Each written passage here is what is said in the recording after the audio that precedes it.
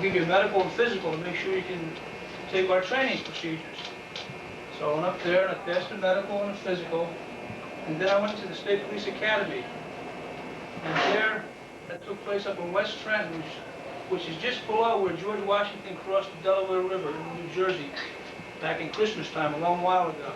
That's where our headquarters are up there. So I stayed up there for about 3 months. And I went through training.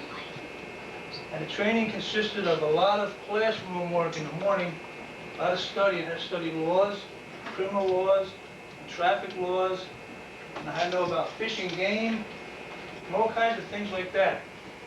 I had to know how to talk to people, how to talk people out of trouble, things like that also. And that always took place in the morning hours of training. And then afterwards, we'd have our physical training in the afternoon. And that involved, they taught us how to swim and save people who needed help, if they were drowning or something like that, in trouble. They taught us how to drive defensively. They taught us how to shoot our weapons if we had to. They taught us how to use this little baton over here for our protection and to help other people when we have to use it. So all this physical activity took place in the afternoon. And then at nighttime, we had to shine all our gear. We had to do a whole bunch of studying all the time. Because we had a test, like every few days they give you a test. And of course, if you didn't pass the test, they wouldn't let you become a trooper. So afterwards, when the 3 months were over, we all took an oath from the governor of New Jersey, and we were sworn in as state troopers. And my job was to protect and serve the people of New Jersey, from the littlest one to the biggest one. So I got stationed down in South Jersey area. They have different stations in this area. Matter of fact, a long time ago, there used to be one on the White Horse Pike in Magnolia. Now that's all gone now, but the old-time troopers used to work out of there. And I worked in places like Mays Landing down by the shore, and Red Lion, which is up in Burlington County, and Atlantic City Expressway, a lot of patrolling out there. And basically, what my job is to make sure people obey the law, and I look for people who need help, and I help them out. And that involves a lot of different things. I stop people for doing different violations with their motor vehicle. Sometimes I'll talk to them and let them know, well, you shouldn't do this, so take it easy. Or maybe I'll have to write a traffic ticket to them because they're doing something that needs a little bit more attention. They have to explain the situation to the judge. For example, just recently I'm riding along and I come to a traffic light, and across the traffic light there's a mom and dad in the car. There's a little baby in the front seat. The mom's holding the baby. To us, it's very dangerous because we know people get hurt real bad when they're in cars and they're not doing what? Go ahead. Wearing the seatbelt. Wearing seatbelts, yeah. Very important for everybody to have seatbelts on because that really saves you from getting seriously hurt. So I stop the car and I talk to the mom and dad and I explain to them that they should have the baby in the baby seat with the seatbelt attached to it if they're small enough. If you're a little bit bigger, you can wear the seatbelt around yourself. So they thank me for pointing that out to them. So besides doing traffic work, we also do criminal work. We're patrolling the areas. We're just looking around to see if we see anything out of place. You might see like a door partially open, the front door, or if a car goes in the water, go down and try to find the car, things like that. So I did crime scene investigation work for about 10 more years. And with that work, I just wore a suit and tie every day. And I go to different scenes all around different towns.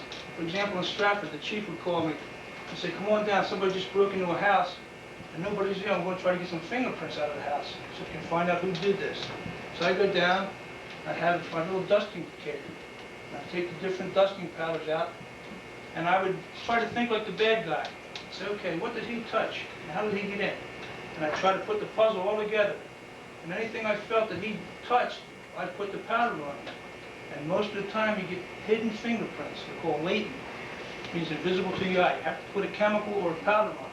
So I paint this little powder on this piece of glass, and bingo, all of a sudden a fingerprint pops up. So I get special tape and I lift that tape off and I bring it back to my station. And I look at this piece of fingerprint that's on this tape. I say, yeah, we can identify this guy from this little piece of fingerprint that he left when he broke into that house. So then I call the chief of Stratford. I say, Chief, I got the good print here. Now you give me some suspects. Who did this job? Who do you think did it? The chief will say, okay, here's 10 people. Check these people out. And I'll just look around, and a lot of times, lo and behold again, we got the bad guy. Just with that little bit of fingerprints he left back at the house, the business he was in. Now, another thing when we're talking about breaking the houses and stuff, especially for you little guys. When you're in a house, lots of times I guess you're by yourself and your mom and dad run to the store or something, and you hear a knock on the front door. What wouldn't you want to do when you hear that knock? Go ahead. Don't open the door. Don't open it. Very good. Go ahead.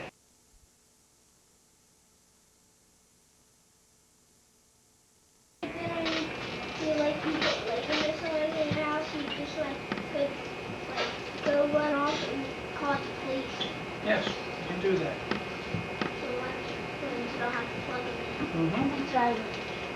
I think that Michael has a couple things to say before this wonderful presentation gets wrapped up. So, Mike, why don't you give us a little bit more information than you found out, and then we'll your uncle can. That's fine. This is on the picture, and he's right there, and here's a machine gun that they use. Honey, they'll get passed around. Just give it to one person and it'll pass around. Okay. And here's the other one that they do when the boss comes out from the chief, and he's one of them. Yes, that's our honor guard. Are you in the picture? No, he isn't.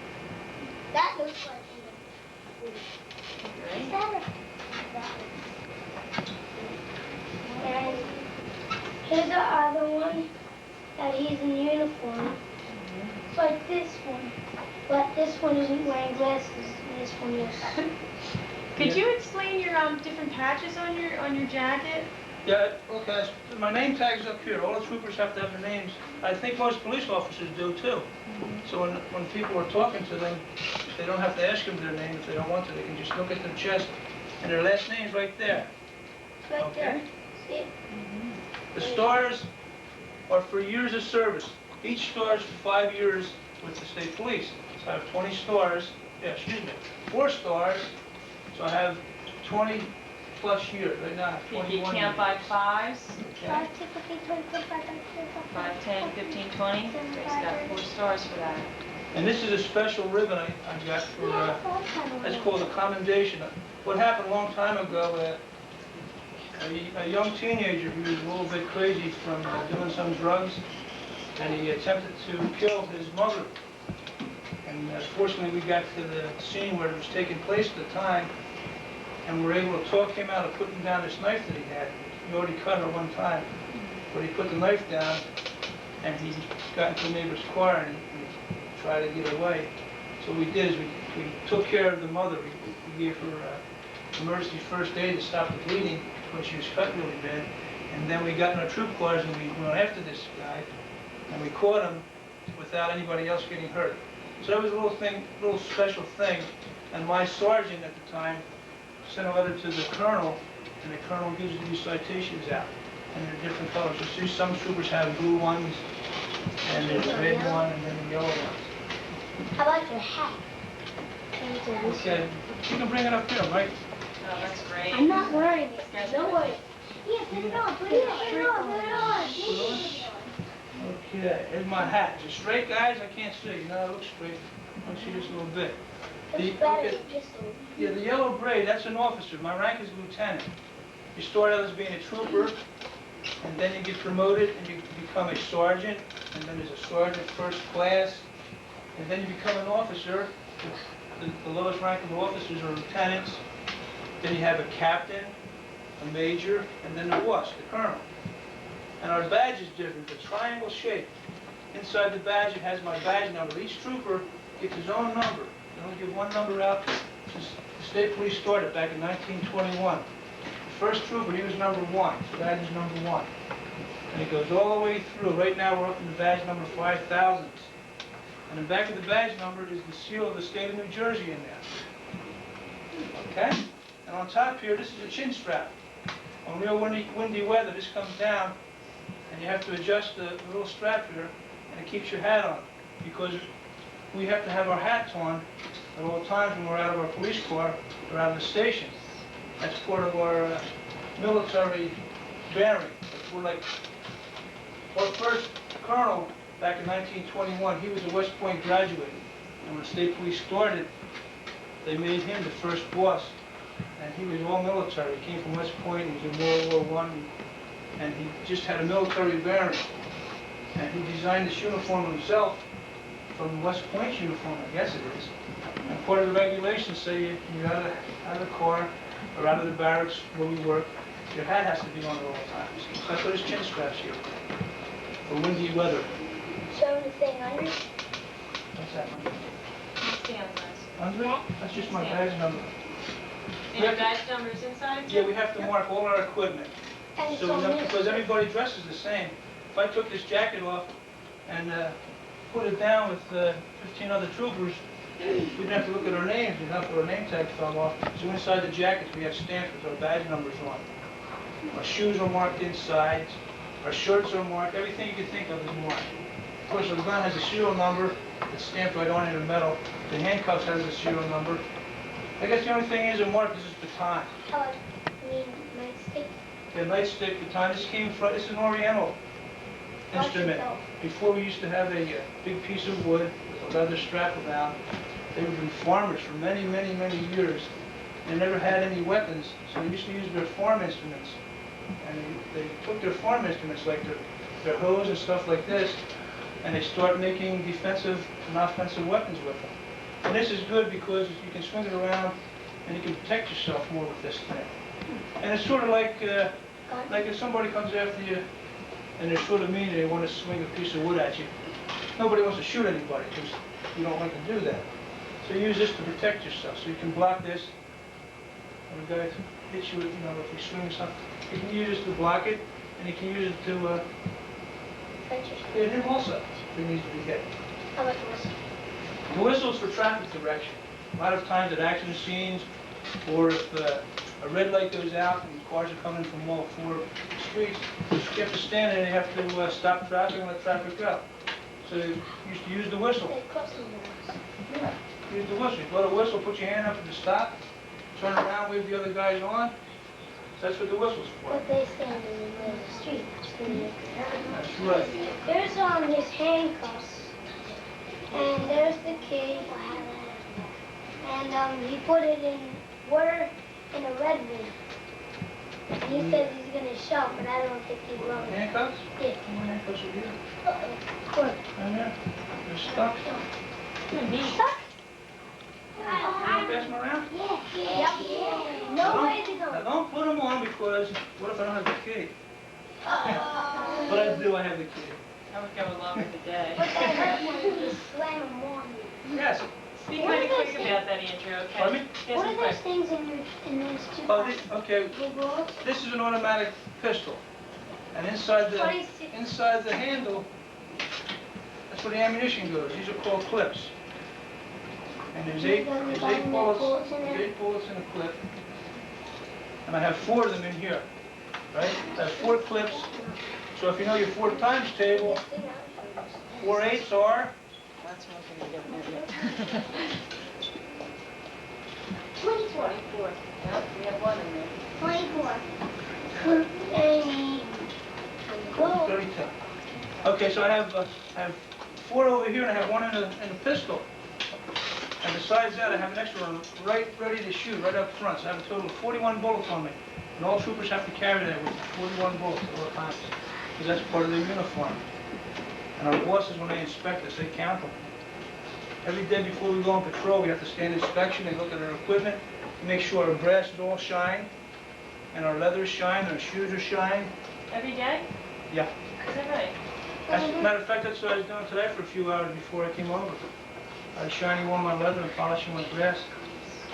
Yeah. That's all woman got down the bed. It's all work. That's a lot of work. Yes. What? This is his gun that he carries. 26 handgun. There's the clips and there's the bullet. You did a lot of research on this. I'm really impressed. Yes, we put this in the red one right on. What's that other one? I think he has it. That's still rough. What I've done with that is, when I was in crime scene work, I used to do photography as part of crime scene, because you have to take pictures of the scene. And that was just some stuff I did on my own in the developing room. So I just got a piece of paper and laid the handcuffs in a dark room, and I then turned the light on real fast. And when I developed it, it's just the shadows when I'm developing. He says he don't want to show the gun. Oh. No, the gun's okay with that. Huh? Yeah. The gun's okay with that's that. fine. That's fine. Talking about guns, there's another thing with houses. A lot of small children pick up guns. They find them around the house or outside. And the one thing we don't want to do is Don't put them. touch them, right?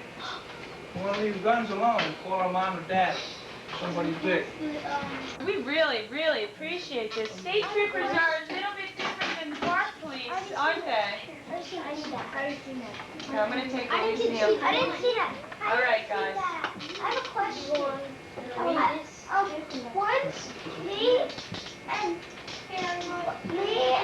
Michael Mason were digging, and we were looking, and there was a hole, and we got something and digged it out. And when I got it out, we didn't know.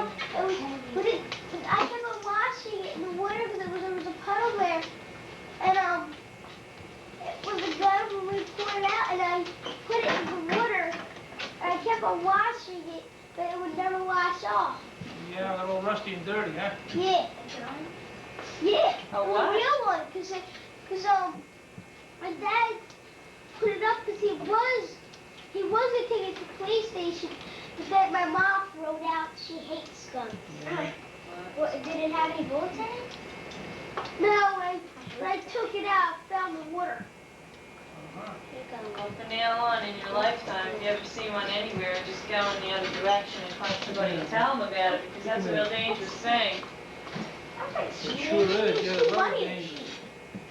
Okay, so what do we say, guys? Thank you. I hope you learned a lot about state troopers. This is a really interesting presentation. And it's neat to know the difference in the outfits too, because we had a park police in here too, and they do look different. When you see these two policemen, don't they look a lot different? You can tell the difference just by their outfits. I know, some of the state troopers wear blue, policemen wear black. Okay. Thank you very much. You did a great job researching this. Thanks a lot for coming. I appreciate your time. You did a great job, Michael. I'm really proud of you. Okay, guys, I hope you learned a lot.